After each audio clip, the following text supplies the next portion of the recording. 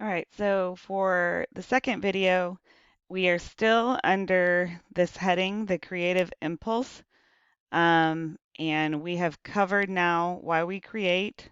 You've watched those videos and read through that material. What is art? That is, there's a video lecture for that, and then there's information that you need to read through there. And then the next one is still in chapter 1 in your book, but it's split into this new folder, art categories. So this is the video lecture for these categories. And I should have started it from the beginning. Okay. So before we get to the categories, we're going to talk about the dimensions. There's two-dimensional art, three-dimensional art, and also four-dimensional art.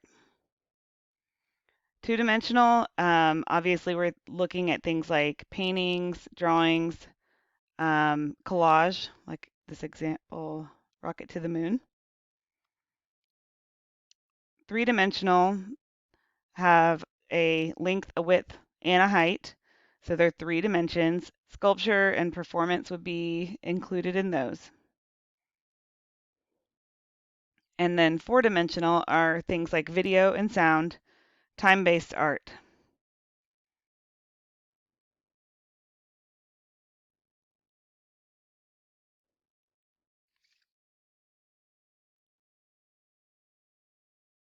Okay, these are in your reading.